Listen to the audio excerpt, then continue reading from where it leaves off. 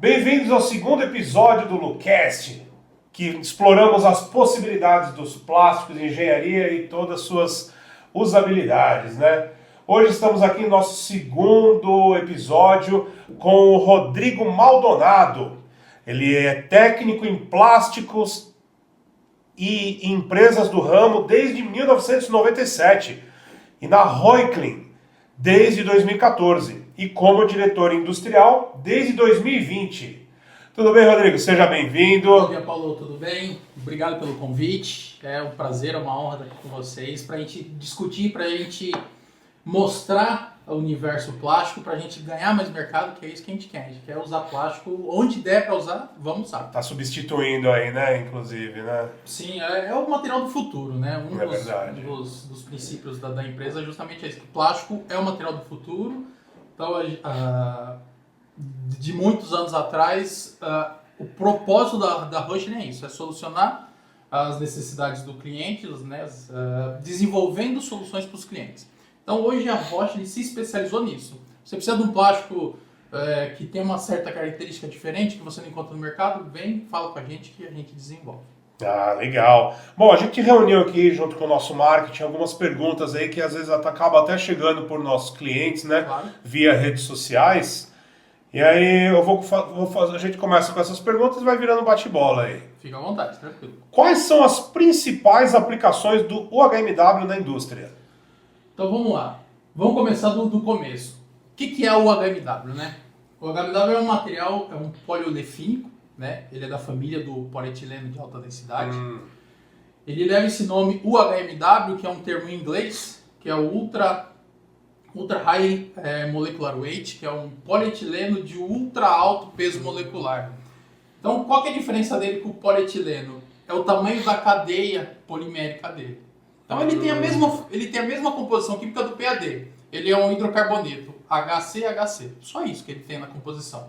Só que o tamanho da molécula dele é muito mais comprida do que do polietileno. Essa é a diferença. Então, e por isso que ele acaba sendo mais resistente. Exatamente. Então essa molécula maior dá essas propriedades para ele, né? Que é resistência ao desgaste, resistência mecânica.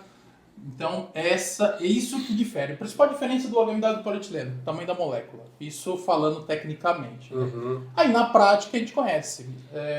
A gente utiliza muito para revestimentos, né? Onde você tem manuseio de material, onde você tem manuseio de material a granel. Então é resistência ao desgaste, uma maior resistência mecânica do que o polietileno. E, além disso, como todo plástico, né? O plástico é uma grande receita de bolo. Então, se você precisa de um material que é resistência à abrasão, você precisa dar escoamento do material, você precisa manusear o material a granel. Só que esse material vários materiais têm as diferenças entre eles, né? Então, você precisa de você tem uma exigência antistática. Por exemplo, silo de arroz. Sim. O pó do arroz, a casca do arroz é muito inflamável.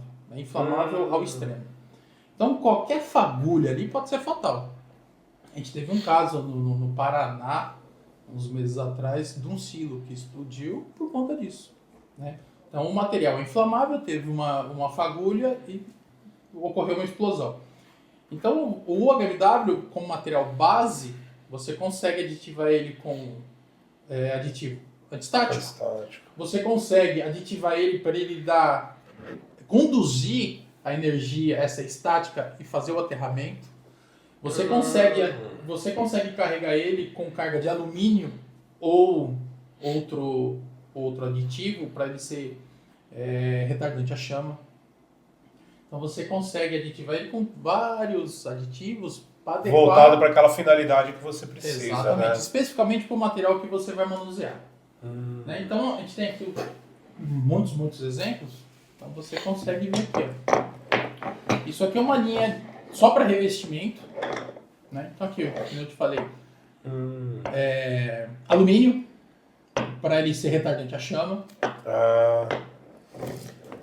Você tem esse aqui, que é para você suportar uma temperatura mais alta de trabalho contínuo. Você tem esse daqui, que é para contato com alimentos. Você tem esse aqui que profere uma resistência maior, uma resistência mecânica um pouco maior. Então aí você vai adequando. Aquilo que você precisa, você vai buscar aquele aditivo no material, né? Exatamente. E a Rochlin produz cadê o Lubex.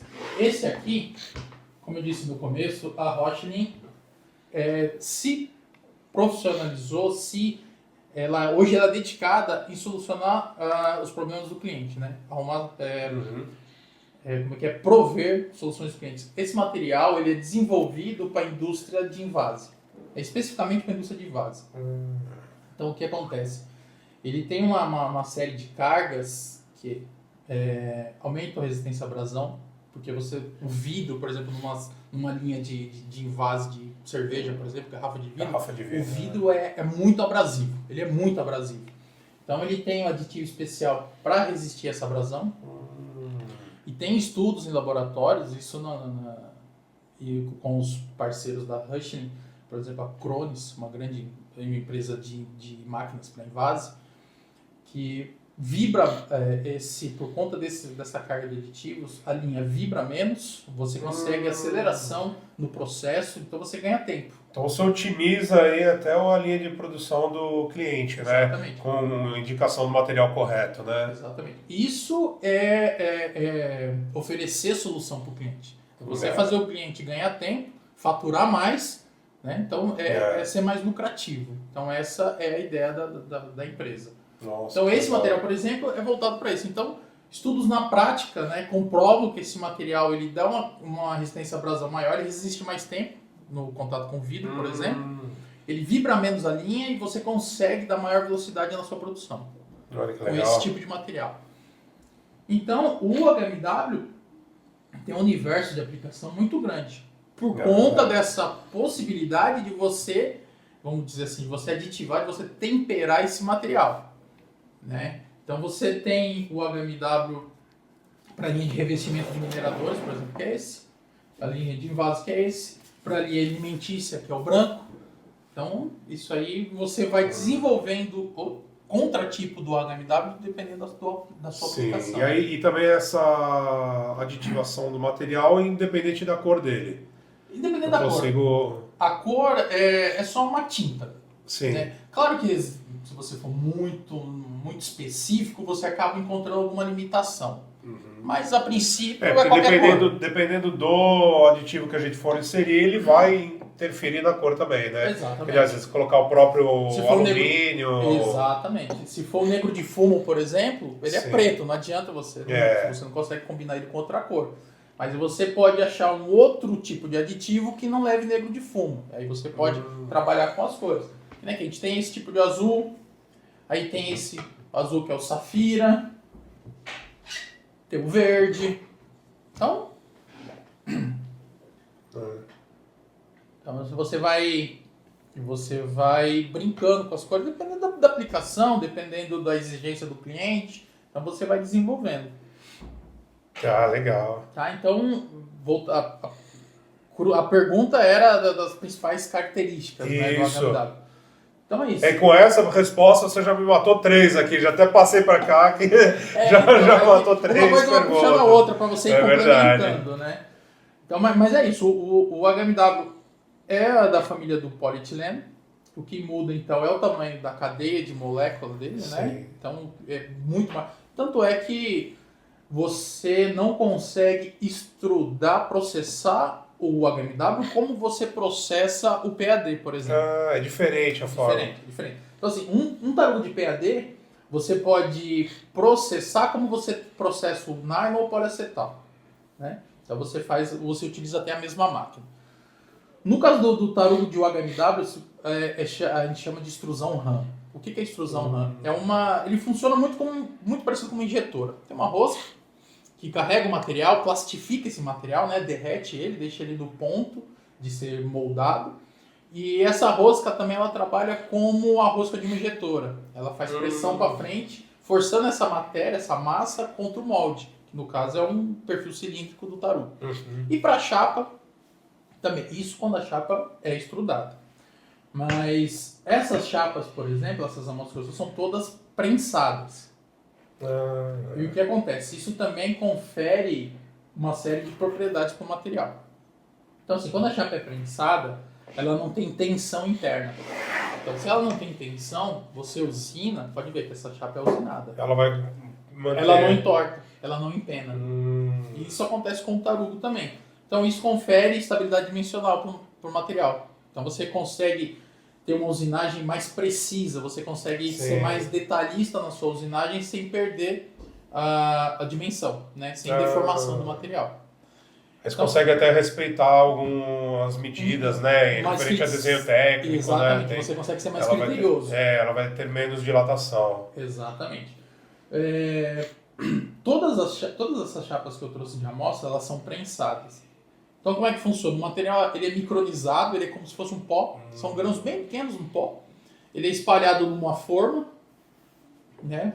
Faz uma camada com a quantidade suficiente para formar uma chapa. E vem uma prensa, é uma prensa. Essa forma é aquecida com óleo, né? Troca calor com óleo. E então você faz a pressão no material e com a temperatura, depois de obedecer um certo tempo, esse material ele vai fundir e vai formar a chapa. Olha. Então é assim que essas chapas, esses exemplos que eu trouxe Então essas aqui são prensadas. são prensadas. Então, o que acontece? Esse tamanho de molécula, dentro da família do HMW, ele pode variar. Então eu posso ter... Essas chapas, por exemplo, ela tem 9 milhões e 200 mil grama-mol. 9 milhões e 200 mil gramas-mol. Esse é o que... Um mol de molécula, um mol de OHMW, tem 9 milhões e 200 gramas. Você vê o tamanho que é a molécula. Nossa. A chapa que pode ser extrudada por RAM, né, por processo RAM ou tarugo, ele tem no máximo aí 5 milhões. Nossa, é bem É diferente. diferente. Então, o material ele tem propriedades diferentes. É da mesma família, só que são materiais diferentes. Então, eu posso ter o material, a chapa extrudada e o tarugo extrudado, ou a chapa prensada. É por isso que essa chapa, ela não é superior, ela é diferente. Né? Sim. Ela tem propriedades diferentes, como não tem tensão interna, você pode ver que uma chapa... Quando ela Depende da Para aplicação. utilização. Exatamente. Às vezes eu vou fazer um silo, revestimento de silo, não vai ter necessidade de colocar um material... Não, então, tudo depende da aplicação. O material atende dentro do seu universo, ali dentro das suas propriedades. Se ele for bem aplicado, ele vai atender, o cliente vai ficar satisfeito. Só que com esse tipo de material, você consegue ter uma exigência um pouco maior, né? De durabilidade, de resistência, né? À abrasão. A possibilidade de você colocar carga desse material é muito maior do que o extrudado. O processo de extrusão, não o material extrudado, mas o processo de extrusão ele tem algumas limitações. Mesmo no poliacetaminolado que a gente também fabrica, às vezes você encontra, você quer fazer um material, uma carga diferente, você não consegue por conta do processo. Né? Então é diferente, os materiais são diferentes. Que legal. Então, essa chapa, depois que ela é prensada,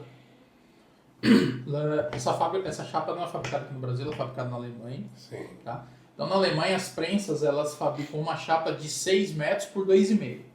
Nossa. Então, lá as prensas são, cara, como um prédio, assim, é grande. As prensas são grandes. Tem prensa com várias gavetas, né? Pra fazer mais de uma então chapa, faz mais de uma ao mesmo tempo. para ter produtividade. Então, depois que ela é prensada, ela vai para o setor de acabamento. Por isso que a principal característica da chapa prensada é essa. Você consegue, pelo menos da Rocha, você consegue ver a superfície, as marcas de usinagem do acabamento. Eu notei isso.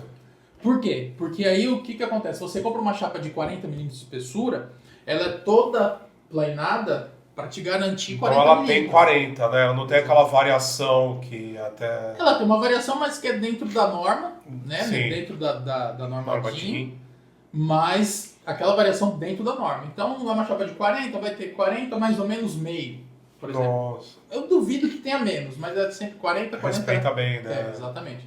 E o esquadrejamento. Então você recebe a chapa normalmente aqui no Brasil 3x1 250 ou 3x1, vai ter 3x1 de 40 de fora a fora. Olha. Então, e aí, com isso você já confere que ela não tem estresse nenhum. Ó. Se você pegar uma chapa de PP ou PAD estrudada e cortar desse tamanho, você coloca ela na mesa, ela tá assim, ó. Ela fica assim, ó. Então, isso é a principal, uma das que principais. aí libera a tensão dela, né? Exatamente. Tensão que foi feita na... Pelo processo de prensagem, você já quase elimina esse estresse. E depois também, aí você usinando, o que é... Se teve alguma deformação, se teve algum empenamento, você já elimina nesse processo de acabamento. Então, para quem usina, é muito melhor trabalhar com material prensado do que o material extrudado, por exemplo. Para usinagem. Por te garantir o dimensional. Para você não ter variação. Sim. Porque às vezes o que acontece na usinagem de material plástico? Se você pegar o material, usinar essa face, você tira da máquina e inverte. Aí você tem que fazer o quê? Compensar do outro lado para aliviar a tensão. Esse material, acontece isso de uma forma muito, muito mínima. Quase imperceptível. Pô, que legal. Então, isso por conta do material, né, da matéria-prima e do processo de fabricação. Então, tudo isso influencia no resultado final da chapa. Poxa. Eu tô vendo também que você trouxe aqui esse... Cast. Esse cast, aqui é o CG, né? Sustamid CG-OL. Legal. É o aditivado com óleo. Vou puxar né? pra cá pro pessoal ver. Aqui é um pequeno tarugo. Esse material, quando a gente fala em cast, né, o cast vem de casting, que é derramamento. Então, o processo de fabricação desse material, de todo o cast, é a polimerização que a gente fala. Né? Como é que funciona isso? Esse material ele tem uma forma desse cilíndrica, né? Do formato que você quer a peça, que você pode fabricar tarugo, chapa, ou, a gente vai falar disso também, uma grande vantagem do cast é isso. São formatos grandes, formatos com geometria complexa, para te economizar tempo de usinagem. Então o que acontece? Esse material ele é feito com mistura de dois ou três componentes líquidos. Então você mistura os componentes líquidos dentro da forma, a forma aquecida, ele vai formar o tarugo, ele vai fundir, ele vai ter uma reação química, que aí é a polimerização, é a reação dos componentes formando o nylon. E aí você tira da forma e coloca num forno grande para terminar, para fazer a cura do material.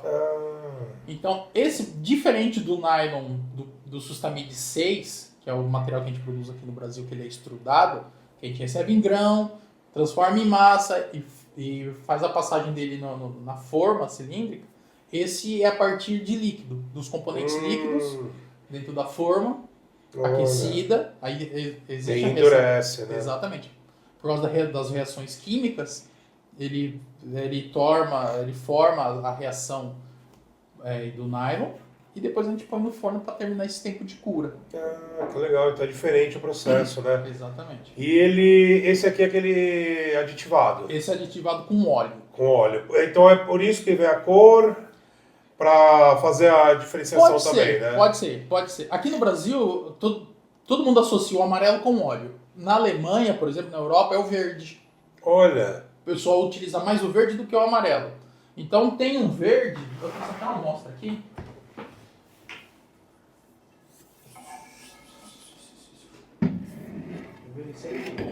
Ó, Sustamid CG-OL. É esse verdinho. Na Europa é esse verdinho que é o padrão do Sustamid CG com óleo.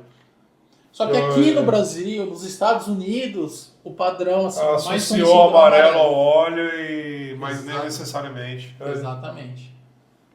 Aí o que acontece com o cast, né, com o Sustamid CG de uma forma geral? Ele também, por conta do processo de produção, que é a polimerização, ele também não tem muito pouca tensão. Então também você consegue ter um material muito mais estável, você consegue usinar sem empenamento, tanto na chapa quanto no tarugo. Acho que legal. E que nem eu falei, quando você tem peças com grandes formatos, ou geometria um pouco mais complexa, você consegue construir essa forma e fazer em justamente 6G. Porque Entendi. você perde menos tempo usinando, você joga menos material fora, porque se você, por exemplo, a gente tem no estoque um tubo de 720 de diâmetro externo por 450 de diâmetro interno. Você imagina se eu fabricasse um tarugo de 720 para fazer um furo de 400 Muita interno. perda de material, né? Exatamente. E outros tipos de peça também. Cones, engrenagens, é possível fazer nesse processo. Desde que o Sustamid CG atenda a especificação, lógico. Sim. Mas aí o Sustamid CG, ele também, como o HMW, como os outros plásticos, ele aceita diferentes tipos de carga. Né? Então a gente tem o Sustamid CG OL, que é o amarelo, que é carga com óleo, que ele é autolubrificante. Né? Como é que funciona essa autolubrificação? O óleo, ele está ali, nas moléculas. Né? Vamos falar assim, a grosso modo ele está ali. Conforme você vai usando, você tem o atrito, ele migra do centro para a superfície. É por isso que ele é autolubrificante. Então, ele está sempre ali. Ele sofre esse processo. Ele vai sempre para a superfície. Olha. Então ele está sempre lubrificado. A gente tem o Sustamid, o CG-MO, que é com bisulfeto de molibdênio, né, que é... O bisulfeto de molibdênio nada mais é que o grafite. Né? Então ele lubrifica também, isso é um lubrificante sólido, e ele dá mais resistência mecânica, né? Porque o grafite, carbono, ele é duro. Né? A gente tem o Sustamid, o natural, o Sustamid CG natural, que é só o nylon mesmo, é só resina. E a gente tem outras séries, né, do Sustamid 6, que é um material que tem, esse por exemplo, ele é um Sustamid 6G, que a gente chama de Sustaglide, que ele pode conter fibra de carbono, fibra de vidro, ele pode ser anti-chama. Então você vai fabricando material com esses aditivos a fim de atender a especificação do cliente. Olha que legal. Isso aí é muito usado para, sabe, caminhões, guindaste. Você tem um guindaste e ele tem a patola.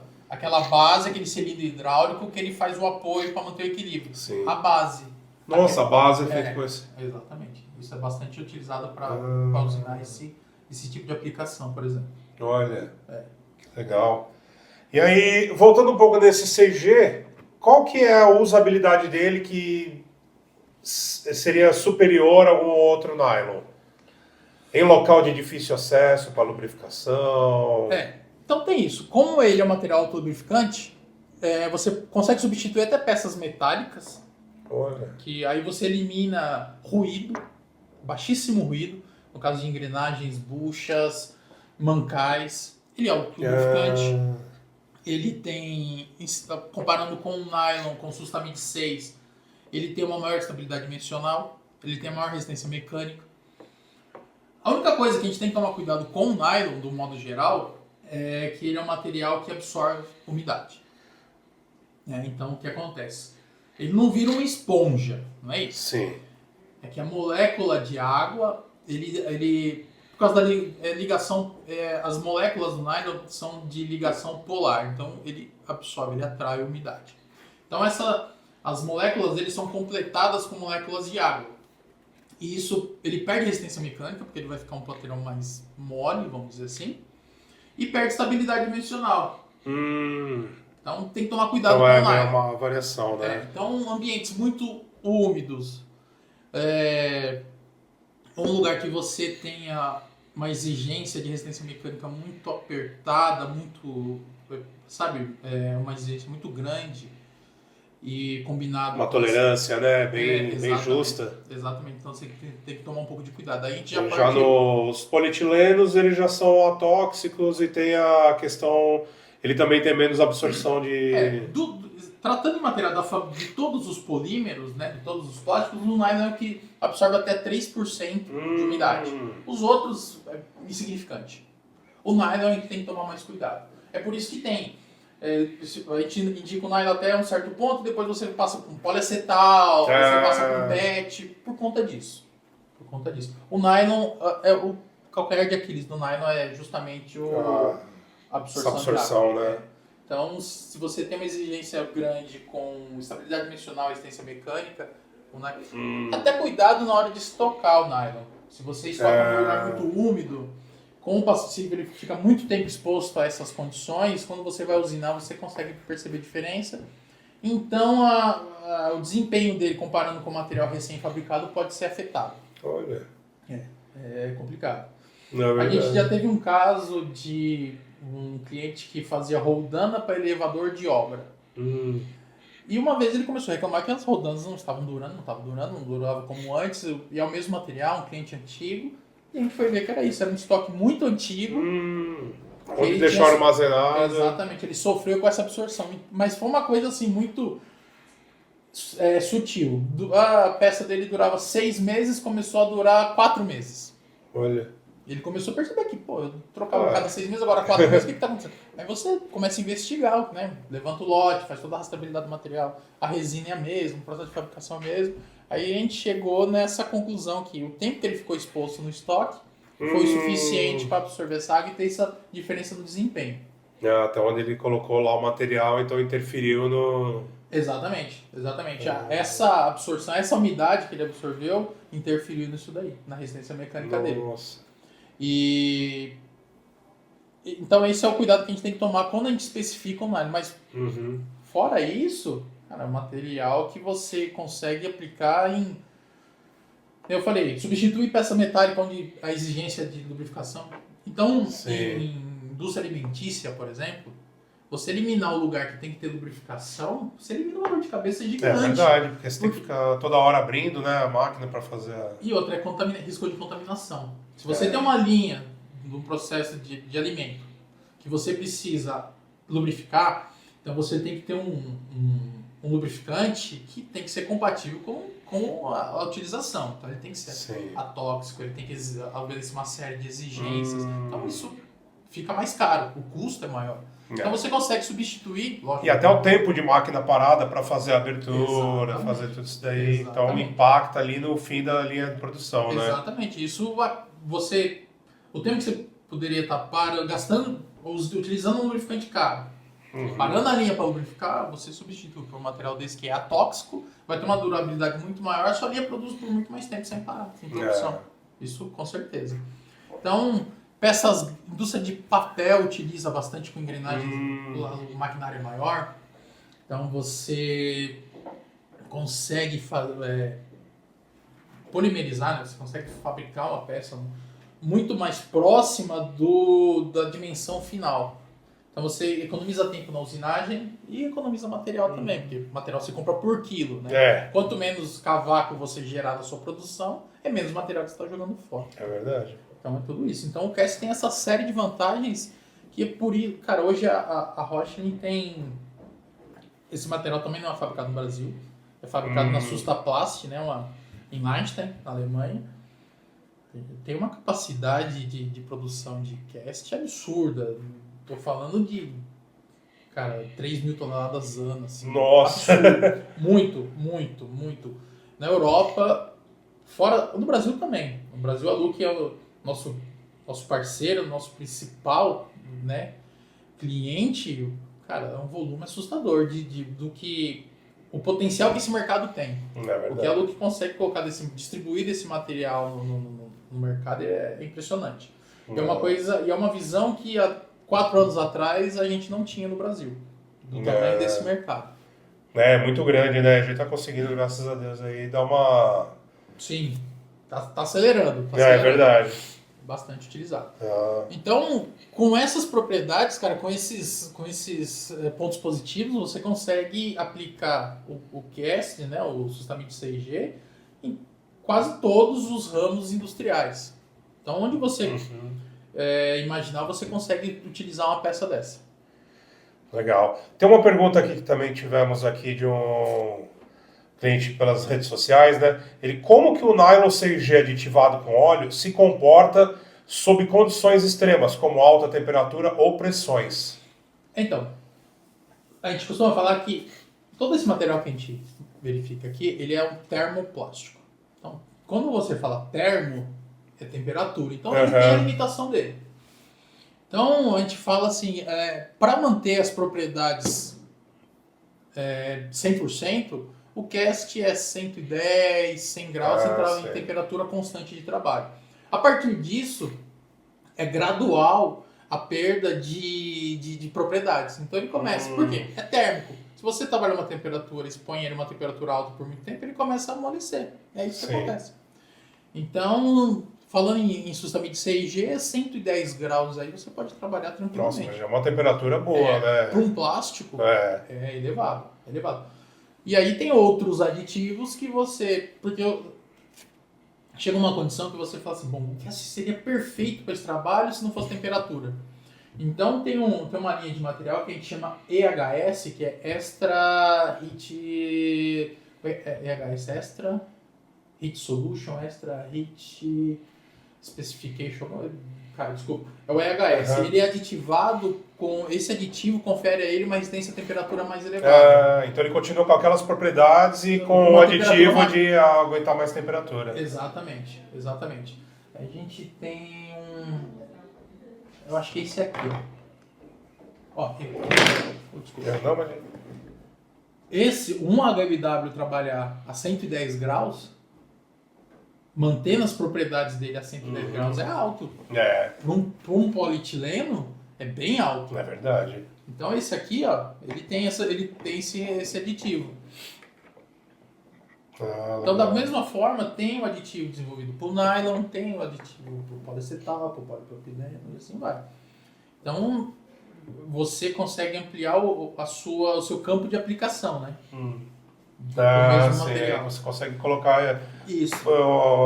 Ser mais utilizado em mais linhas, né? Mais materiais aí para diversas propriedades, né? Exatamente. Você tenta não fugir daquela você pensando na pirâmide dos plásticos, o máximo que você conseguir usar dos plásticos industriais sem entrar na família dos plásticos de engenharia, ele é mais barato, é custo, né? É tudo custo. Então, assim, quanto mais você conseguir ficar nessa família intermediária aqui, que são os plásticos de engenharia, sem partir para plásticos de alta performance, é custo. Né? Você salva custo. Porque a diferença do mais aditivado, vamos pensar assim, o material mais aditivado, o top de linha do sustamite 6G, ele é muito mais barato que o PIC, por exemplo. Com certeza. Que o PVDF. Então é vantagem. Então é isso que a Rochlin faz. Desenvolve solução para cada aplicação específica. Para quê? Para disseminar o uso do plástico. Né? Exatamente. A gente quer... É um material bom desde que você saiba utilizar. Sim, sempre tem um material indicado para aquela usabilidade, né? Exatamente. Então você tem que saber conhecer o seu processo, as exigências do seu processo e especificar corretamente o material. Esse é o segredo do plástico, é você utilizar o plástico correto para cada aplicação. Né? É que na hora de carro. Se você está especificado 5W30, se você colocar o 20W50, vai dar pepino. É óleo. Mas vai dar pepino. Então é a mesma Cada coisa. outra é a sua receitinha, né? Então eu preciso de temperatura, esse daqui. Não, eu preciso com baixo coeficiente de atrito, é aquele outro. Exatamente. Então cada plástico ele é bom para aquilo que ele foi desenvolvido. Né? Não adianta também você querer usar o HMW para tudo. Não vai dar certo. Tem alguma outra aplicação que não é o nylon. Não é o HMW, você tem que partir para o sustamite 6G, o cast. Aí o cast também tem uma hora que ele tem as limitações dele. Então você tem que partir para um nível acima. Então esse é o grande segredo do plástico. Conhecer o seu processo e saber especificar o material que você quer. Sim. Aí é sucesso. Porque a gente sempre recebe, às vezes, até pessoas pedindo... qual que você tem o mais barato? Não, eu preciso saber para que você vai utilizar para te indicar o material mais adequado. Exatamente. A conversa toda, a gente sempre começa com agente químico e temperatura. Temperatura, você já sabe em que classe de material você tem que trabalhar. Né? 20 graus. Cara, talvez um plástico industrial, um PP, um PAD, um PVC resolva. Ah, 60 graus, 70 Aí graus. já começa... Opa, eu tenho que elevar o nível ainda, tenho que buscar a faixa intermediária da pirâmide. Ah, não, eu estou trabalhando constante com 150 graus. Peraí, então a coisa, Aí já vai lá pro topo, já vai a coisa pra... é bem séria, vamos aqui assim. Então, você tem que conhecer o processo para saber especificar o material. Esse é o segredo de tudo. Com certeza. Deixa eu ver aqui... Bom, e a última aqui é como que o nylon CG aditivado com óleo está sendo adaptado para novas aplicações em indústrias. Então, como que a gente consegue novas aplicações para o material? Teste. Sim. Você tem a especificação do processo e aí você tem a especificação, a descrição técnica do material. É teste. Encaixou? Vamos testar.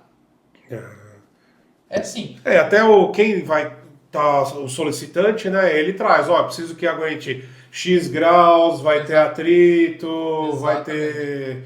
Daí com isso a gente consegue falar, então esse aqui ele vai aguentar certa temperatura, ele não vai ter dilatação, ele vai ter isso, aquilo. Se for um processo totalmente novo, se for uma aplicação realmente inovadora, que a gente não... você pega a especificação do processo e a especificação do material. Combinou? Vamos para o teste prático. Olha, comparando aqui sua exigência de temperatura, agente químico, umidade, toda essa...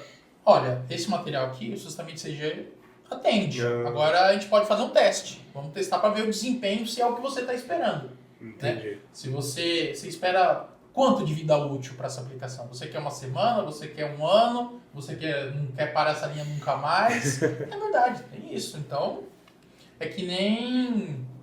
É igual o tanque químico. Né? Sim. A gente tem um departamento de tanque químico, a gente fabricava essa chapa no Brasil, a gente já não fabrica mais. Então você sempre dimensiona um tanque com base na vida útil que o cliente quer. 5, 10, 15 ou 50 anos. Então isso influencia na espessura da chapa que você vai utilizar, no tipo de material, se é PP, se é PAD. Então tudo isso influencia. Que haverá um desgaste natural. E aí quanto maior o material, né, maior a espessura, aí você vai prolongar mais ainda a vida útil dele. Exatamente. Né? Então, como no caso de ataque químico, por exemplo. Sim. O ataque químico ele sempre é da superfície do material. Se você tem uma chapa muito fina, ele vai sofrer esse ataque químico e logo ele vai... Já está passando. Exatamente, ele rompe. Né? Se você tem uma chapa mais grossa, ele vai aumentou. Você aumentou de 6 meses para 12. Um ano, exatamente. Então, assim, uma aplicação nova é isso. Especificação do processo, especificação do material. Deu match, né? Que a gente fala. Deu match, combinou, teste prático. Não tem outra. E a gente a gente encontra situações no mercado que vai completamente contra a teoria. Às vezes você especifica o material bonitinho, especificação do processo, especificação do material, faz a peça, usa, não funciona. Aí você fala, não deu, sei lá, algum motivo muito específico. Aí vai estudar o que deu de errado para ele não ter sido compatível. Exatamente. Aí você pula para um material, talvez da mesma família, um material diferente. Às vezes um aditivo que você insere matou aquele problema lá. Exatamente. Às vezes adição de fibra de vidro, por exemplo. Hoje o pessoal muito nylon com fibra de vidro para dar resistência mecânica, né? Sim. Então, ou mesmo às vezes só o sulfeto de molibdênio ele já confere uma resistência mecânica maior, já é o suficiente. Então, plástico tem isso, né? Você vai da teoria, você se baseia na teoria, nas especificações, mas aí a vida real faz teste, Exatamente, a vida real sempre é diferente. Às vezes tem algumas surpresas. É aquela história, né? Na prática a teoria é outra, né? Com certeza. Mas é por isso que tem que conhecer o processo e o produto, para saber especificar o produto, para você não partir do zero, né? Então você já vai com o norte. Então é assim que funciona. Legal. E deixa eu ver. O HMW ele tem um nível de desgaste, né? A vantagem dele é o baixo coeficiente de atrito. Sim. E questão de desgaste, ele tem mais ou menos uma vida útil, assim como você estava explicando aqui do material que Da o gente, ataque químico ele acaba atravessando. Esse aqui ele tem assim uma ideia de desgaste dele, como que funciona? Então, quando a gente fala em atrito, a gente sempre fala em duas partes. Né? O Isso. atrito sempre nunca acontece com o material sozinho, sempre tem outra parte. É. Então depende sempre da outra parte. Então assim, ele vai ter um desempenho, se você pegar o mesmo material. Vai depender se é grão, se é pedra, o que você está jogando em Exatamente. cima dele ali. Com um cereal, que nem uma coisa que a gente não imagina, né? Mas milho é abrasivo, é demais. Então, terminais graneleiros, cara, você tem que usar assim, o HMW top. O melhor que Olha. tem, porque não dura nada. Nossa! Então, assim, se é grão, tem uma durabilidade. Isso falando sempre do mesmo material. Sim. Se você usar areia seca, é uma coisa. Areia molhada é outra coisa. Se você usar Nossa. entulho, é outra coisa. Se você usar líquido, né? Ou mesmo um atrito com outra peça metálica, com aço inox é uma durabilidade, com aço carbono é outra. Então sempre depende da contrapartida. O teste do HMW, ele é feito, tem um teste que consiste em você pegar uma amostra, prender no eixo, e o padrão é água com areia.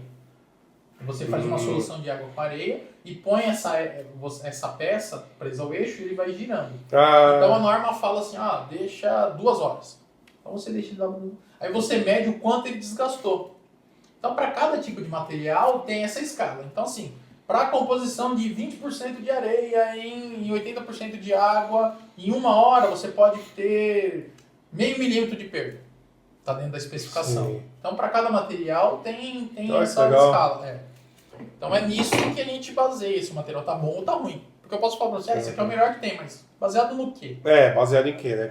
Em qual parâmetro, né? Então, a gente tem que fazer esse estudo para saber qual que é o material mais indicado para aquela finalidade que o cliente precisa. Né? Exatamente. Aqui no Brasil não tem muito essa aplicação, mas na Europa, em minas de carvão, todo o equipamento é revestido. Aqui tem as mineradoras, né? Mas lá a mina de carvão é um pouco mais tem uma exigência um pouco maior. E hoje a Rashlin tem um sistema de uma chapa de HMW que você pode instalar alguns sensores que ele mede o desgaste. Então assim, ele é o sensor ligado com uma central, né? Ligado com um computador, que ele fica medindo essa espessura da chapa. Chegou na espessura, por exemplo, eu tenho que parar, aqui tem 10 milímetros, quando chegar em 8 milímetros eu tenho que parar ali e fazer a substituição da peça. Então ele fica monitorando. Então quando ele chega nesse 8 milímetros, ele dispara um alarme, a manutenção vai lá e troca aquele trecho. Entendeu? Ele não faz a substituição. É igual o sensor de freio de carro, né? Quando chega... Exatamente. É o mesmo sistema. Então é isso. Então ele monitora. Agora, o desgaste sempre depende... Vai ter o desgaste. Sim. Isso, óbvio. Tá lá para isso. Esse material tá lá para isso. Né? Que nem no caso das mineradoras, por exemplo, lá os caminhões que transportam o minério da mina até a usina são caminhões que transportam 400 toneladas. Sim. Né? Então, assim, você imagina o custo de uma caçamba dessa para a substituição de uma caçamba dessa. Então, a gente utiliza isso daqui também porque quando você transporta o material da mina para a usina, quando você descarrega, o material às vezes está úmido, às vezes a distância é longa, e o que acontece? A caçamba está cheia de minério, o caminhão vai trepidando. Sim. Porque a estrada que eles... não é pavimentado. Então quando ele descarrega esse material, quando não está revestido com material adequado, você fica com o material grudado na caçamba. Então o que acontece? Se você vai com 400 toneladas e volta com 13 toneladas grudada, você transporta, seu rendimento cai. Né? Então o que acontece? Esse material, esse material é aprovado, homologado na Vale, na Mosaic, em uma série de mineradoras. você não volta com carga morta. Você descarrega, se você carregar 400 toneladas, você descarrega 400 toneladas. Olha. Não fica nada grudado, nada limpo. Só que o material desgasta. Então o que acontece? Sim. Você para o material para manutenção, troca o revestimento e põe para carregar de novo. O rendimento do seu transporte, né, da sua operação, fica muito maior. É esse material aqui. Ó. Esse material aqui é o indicado para mineração. Ele tem uma carga extra de aditivos de coeficiente para diminuir o coeficiente de atrito, resistência mecânica. Então, aí o que acontece? Falando em mercado brasileiro, quem é do mais tempo no mercado vai lembrar disso. O HMW, comparando com o PAD, com polietileno, ele tem um custo bem maior. Sim. Né? E aí todo mundo quer fazer revestimento, só que todo mundo quer economizar. O que acontece, tem gente que antigamente acontecia muito vender o HMW, polietileno por HMW. Porque se você pegar, tem isso aqui. Isso aí é o PE 500. É um material intermediário entre o polietileno e o HMW. Ele tem uma cadeia de moléculas maior que o polietileno, só que menor que o HMW. Inferior ao H. Né? Então, se você pega esse aqui, por exemplo, ó, esse aqui é PAD. Pela superfície da chapa, você consegue diferenciar. Sim. Mas se você pegar um polietileno, comparar um polietileno com o HMW extrudado, talvez você não consiga ver a diferença. Entendeu? Então... E tem gente que às vezes acaba... Sim. E aí o que acontece? Antigamente, Claro. a gente tinha um teste prático para a gente diferenciar o HMW do PAD. Né? Então antigamente o kit plastiqueiro era um canivete e um isqueiro, né? Então você queimava para sentir o cheiro do material, para diferenciar se era nylon, se era poliacetal, se era PP. Então aqui, ó, isso aqui é o Polystone G, é o PAD. Tirei uma fitinha. Olha a força que eu fiz. Agora Bem pouco, né? Vamos pegar o HMW. Do mesmo jeito, do mesmo processo. Nossa! Quer ver? Faz pra você sentir a força que você faz em um e a força que você faz no outro. Esse aqui. Nossa! Bem pouca. É pouco. Vou tirar outro aqui pra você, pra ser honesto.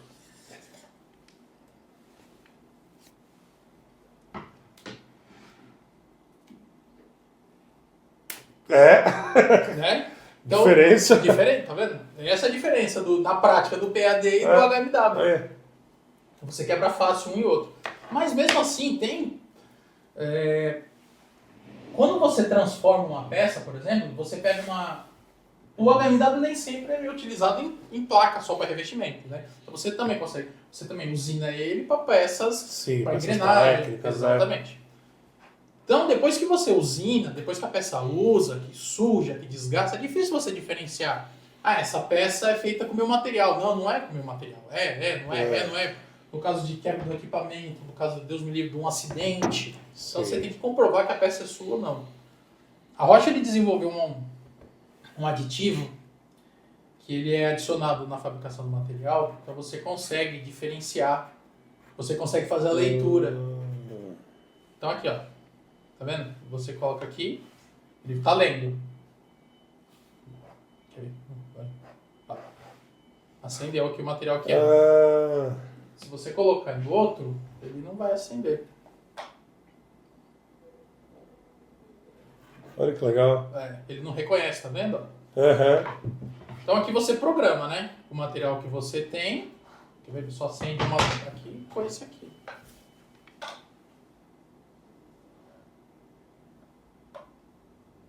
Olha. Então isso para diferenciar, para você conseguir reconhecer o seu material. Olha que legal. Então, às vezes E aí esse aparelho ele reconhece, daí você consegue falar, não, Isso. esse realmente é o material que eu te forneci, né? Exatamente. Então você consegue, pela quantidade do aditivo, pelo tipo do aditivo, você programa o equipamento aqui. Então aqui ele só vai acender, você aqui pode programar até 3. Você pode codificar até 3 materiais para o mesmo aparelhinho. Então aqui ele vai ler e vai acender a luzinha do Matrox. Olha. Ele reconhece o aditivo, né? Então se ele dedura, né? Se o cliente às vezes comprou de outro fornecedor. Exatamente. Então vamos supor a Lu que a partir de amanhã ela só compra o HMW com esse aditivo.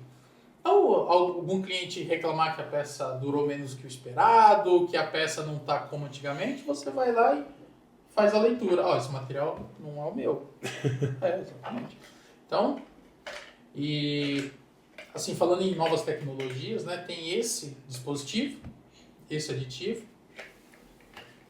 A Roche desenvolveu também, quando a gente fala em produtos alimentícios principalmente, uma série de materiais que são os detectáveis. Então, o material ele é plástico, ele é aprovado para uso em indústria alimentícia, só que ele é detectável no raio-x. Olha. Então, no caso de invase de refrigerante, por exemplo. Se há, às vezes, um desprendimento de material, ele consegue ser detectado. Uma quebra de equipamento, um desprendimento, né? Alguma coisa, um cavalo. Da própria linha de produção, antes do invase, Exatamente. ele tem o raio-x, né? Exatamente. Para ver se está passando partes metálicas, e aí, no caso, o plástico ele vai ser reconhecido. Esse plástico com esse aditivo, ele é detectável. Exatamente. Então, assim, é que eu falei, tem a evolução constante, a busca, né, de solucionar, de atender a solicitação do cliente é constante na Roche. Sim. Então, por isso que hoje eu costumo falar, cara, você quer uma informação atual, olha no site da Roche. Porque eu sempre tenho que estar olhando para me inteirar, porque atualizado quase assim. todo dia tem uma novidade. É quase todo dia tem uma novidade. Então, você procura lá no site da Roche, sempre tem. É separado por material, por aplicação, por especialidade. Então você consegue ali até ofertar uma coisa diferente, uma solução inovadora para o seu cliente. Poxa, que legal. Ali é a fonte de informações da Roche mais atualizada que tem, é o site. Até já mata a dúvida, né, em diversos casos. Se tem, se não tem, qual que é, se fabrica no tamanho que eu quero, na cor que eu quero. Com informações técnicas, né, já para direcionar aquela necessidade, né? Sim, ali você já consegue baixar o datasheet, você consegue uma série de informações do material ali. Ah, que legal. Então o site é uma fonte de informação bem completa. Poxa. Não, Rodrigo, nossa, quanto conhecimento, né, em tão pouco tempo, né? É muita informação. É muita informação, A gente precisa até marcar outros aí para a gente falar de mais material ainda, futuramente. Sim. E aí, cara, só ilustrando. Uhum. Material expandido. É leve, né? Material bicamada. Esses já são estudados, né? Sim. Já são estudados. Isso aí já é um polietileno, ele que é para fazer um trabalho como aquele ali, né? Um apelo um pouco mais, como é que a gente fala, artístico, né? Assim, né? Que legal. Você tem um contraste, né? Olha que legal. Olha, pô. É a plaquinha da sua mesa, é essa? Essa é. Eu vou querer uma pra mim, hein? Legal. Então, o que a gente, acho que assim, o que a gente poderia ter falado sobre o HMW, que são as principais características, as principais aplicações, as diferenças dos materiais, assim como do CAD, do justamente CIG. Acho que a gente abordou tudo. Com certeza. Tem as especialidades, os aditivos. Cara, acho que... Não, trouxe bastante conhecimento aí. Inclusive, vocês que estão nos assistindo, se tiverem mais dúvidas aí, pode mandar pra gente que a gente vai solucioná-las aí com o maior prazer aí. Bom, agradeço aí, Rodrigo, pelo tempo aí, por ter vindo aí dar essa aula para nós aí sobre os materiais aí. E muito obrigado. E nos vemos no próximo aí. Obrigado, eu que agradeço a oportunidade. E não foi aula, foi só uma troca de conhecimento.